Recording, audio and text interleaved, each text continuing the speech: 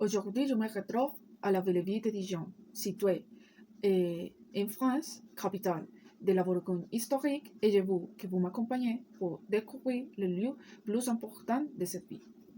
Dijon est l'une des principales régions viticoles du pays. La viticulture est l'art et la science de la culture de la vigne, de l'utilisation des racines et dans la production de vin. Cette ville est aussi connue pour ses visites de vignobles, la foire alimentaire de Thônes et les styles de ses bâtiments variant du gothique à l'art déco. Maintenant, je vais vous donner quelques raisons de visiter Dijon. La première raison est pour découvrir le palais de Tours de Bourgogne. Ce palais est majestueux, situé au centre du cours historique de la ville. Remanié au XVIIe siècle, le palais de Tours est décédé de Bourgogne demeure le monument le plus emblématique de la ville. La deuxième raison est pour visiter le prestigieux musée des Beaux-Arts de Dijon. Installé dans l'aile ouest du palais, de Dux a bénéficié de grands travaux de restauration depuis ces 10 dernières années. Une muséographie entièrement renouvelée et l'ajout d'extensions contemporaines réservant aux visiteurs une nouvelle expérience de visite d'auteur de 1500 œuvres d'art présentes, parmi lesquelles vous pouvez apprécier une riche collection de peintures, sculptures, artisanat et antiquités. Aussi, vous pouvez caresser la chouette de Dijon et faire un vous. C'est la troisième raison. Approchez la statue perchée sur l'un des contreforts de la chapelle, puis caressez-la de la main gauche pour qu'elle exauce votre vue. Suivant avec le parcours, vous pouvez admirer la vue depuis la tour Philippe le Bon. Montez les 316 marches de la tour qui domine le palais de Tours de Bourgogne. La tour médiévale réserve une vue panoramique sur la ville de Dijon à 86 mètres de haut. En saison, ne manquez pas les apéritifs de la tour servis sur la terrasse. La cinquième raison pour visiter Dijon est déguster du vin de Bourgogne. Profitez d'une escapade à Dijon pour découvrir les vignobles de Bourgogne. Les jeux de vin permettent de déguster des vins fins de Bourgogne dans un lieu atypique dévoilé au dernier moment. Bien, alors, vous pouvez bruncher au hall de Dijon et ce serait la sixième raison. Profitez d'un week-end pour bruncher sur les halls du marché et découvrir la gastronomie bourguignonne. Chaque dimanche, un chef différent orchestre le menu du brunch dans une ambiance festive et animée. Depuis de ce petit déjeuner, vous pouvez détendre au lac Kyr. Chaque été, le lac Kyr se transforme en station balnéaire. Cabines de plage, sapins, palmières, tout y est pour se croire au bord de la mer. Détente et relaxation sont au rendez-vous. Le prochain arrêt est la cathédrale de Dijon. C'est une église gothique du début du XIVe siècle connue pour son musée fascinant, ses colonnes et ses flèches imposantes. Ces tours identiques sont l'une des icônes les plus faciles à reconnaître de la ville, ce qui en fait un monument national en France.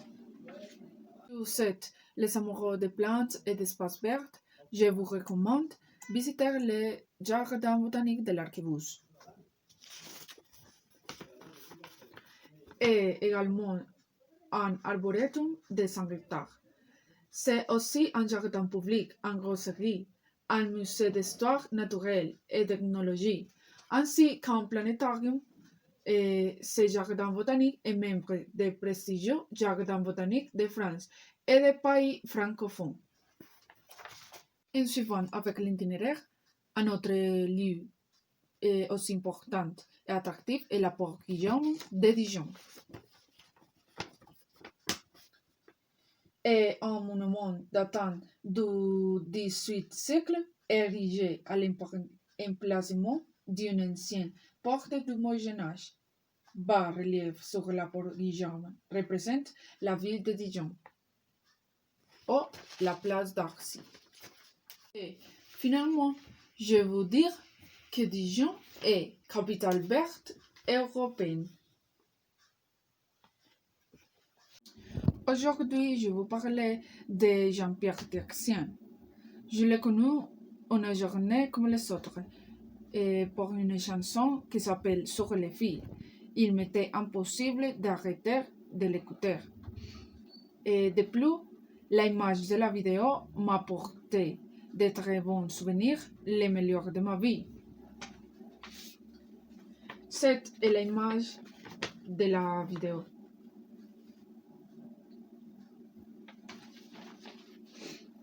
Après plusieurs jours, je commençais à chercher plus de son travail musical et c'est quand il m'a captivé non seulement les sens auditifs avec ses notes, mais aussi les sens visuels. Je ne pouvais pas m'arrêter de le regarder pendant qu'il jouait du piano.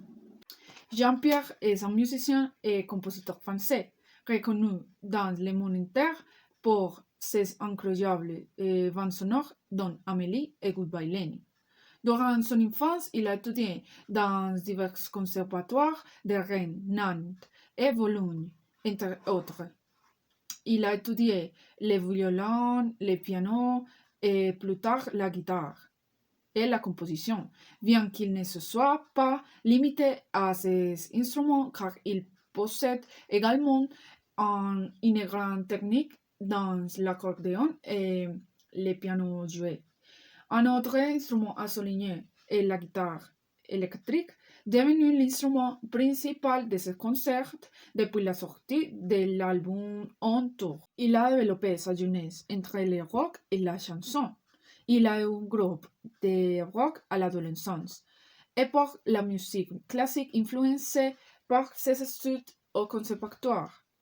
Cette caractéristique de message est une base essentielle pour une bonne compréhension de sa musique, venant combiner et même unir les rôles instrumentaux avec des partitions plus classiques tout au long de sa carrière. Texian a à son actif plus de 15 albums, dont 5 bandes originales, composées entièrement par lui. En plus, cette année, il fait ses 50 ans car il est né le 23 juin 1970 à Brest, une ville en France. Maintenant, je veux dire quelques mots de style. Il y a 5 ans, j'étais en Californie, ma vie était en danger et tout cela m'a montré à quel point la relation avec l'écosystème est importante avec l'environnement qui nous entoure. Ma vie a changé et l'album EUSA est sorti. Explique Texian, qui vit sur l'île de Ussant, dont le nom breton est EUSA.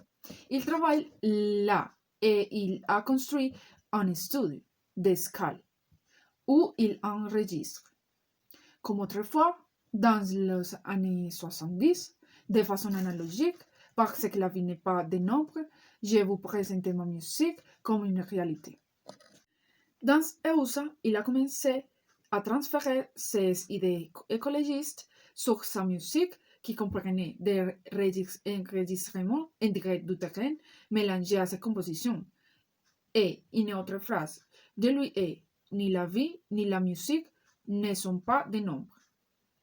C'est tout et merci à tous pour voir cette vidéo.